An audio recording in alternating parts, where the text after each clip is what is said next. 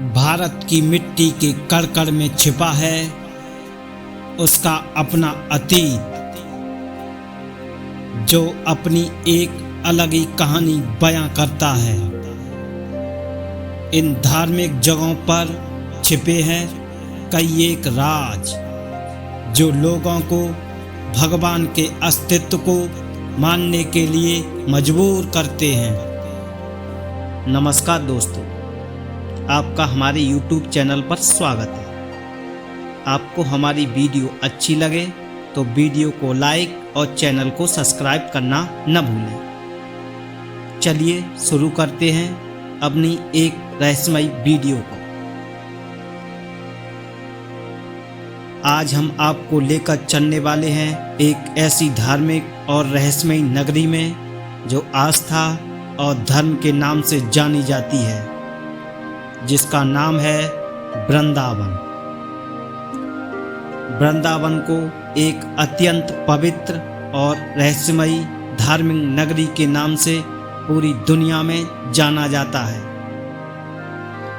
आज हम आपको लेकर चल रहे हैं वृंदावन के एक रहस्यमयी स्थल पर, जो भगवान कृष्ण और राधा रानी के रात्र में रास रचाने के लिए जाना जाता है। उस स्थान का नाम है निधिवन। सबसे पहले हम आपको निधिवन के बारे में बताएंगे, उसके बाद इससे जुड़े रहस्यों के बारे में जो शायद ही आप जानते हो। कुछ इस तरह से बना हुआ है निधिवन का प्रवेश द्वार। अंदर प्रवेश करने के बाद कुछ इस प्रकार दिखेगा आपको निधिवन। लगभग 2.5 एकड़ के क्षेत्रफल में फैला है निधिवन, और यहाँ के वृक्षों की खासियत यह है कि इन वृक्षों की डालियाँ नीचे की तरफ झुकी हुई हैं और एक दूसरे में गुथी हुई हैं। यहाँ पर जो पेड़ हैं वह तुलसी के पेड़ हैं। तुलसी के पेड़ यहाँ पर आपको जोड़ों में देखने को मिल जाएंगे। सिंगल पेड़ कोई भी दिखाई नहीं देगा। इसके पीछे भी एक मान्यता है। जब राधा कृष्ण रास रचाते हैं तभी ये जोड़ीदार पेड़ गोपियाँ बनकर उनके साथ रास रचाते हैं, और जैसे ही सुबह होती है तो तुलसी के पेड़ बन जाते हैं। यहाँ की एक और मान्यता भी है। इन तुलसी के पेड़ों की एक टहनी भी आप अपने साथ नहीं ले जा सकते। अगर भूल कर भी किसी ने ऐसा किया है तो वह किसी न किसी हादसे का शिकार हो गया।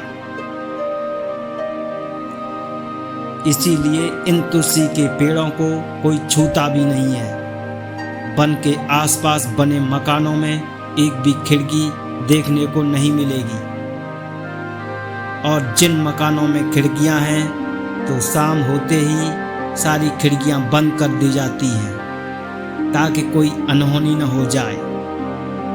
यहाँ के स्थानीय निवासी बताते हैं कि शाम 7 बजे के बाद कोई भी वन की तरफ देखता भी नहीं है। जिसने भी रात्र में छिपकर वन को देखने की कोशिश भी की है तो वह अपना मानसिक संतुलन खो बैठा है या पागल हो गया है। इस रहस्यमयी वन में रात्र में किसी के आने के सबूत रोजाना मिलते हैं। संध्या की आरती होने के बाद यहाँ के पुजारी मंदिर में रोजाना शाम को भगवान जी का बिस्तर लगाते हैं। एक लोटा जल, श्रृंगार की सारी चीजें रखते हैं। एक दातून रख कर मंदिर को 7 तालों से बंद कर दिया जाता है, और सुबह होते ही जब देखा जाता है तो लोटा खाली, दातून चबी हुई, और बिस्तर ऐसा प्रतीत होता है जैसे किसी ने रात्रि में बिस्तर पर आराम किया हो। आप मान सकते हैं जैसे किसी का मंदिर में आगमन हुआ हो।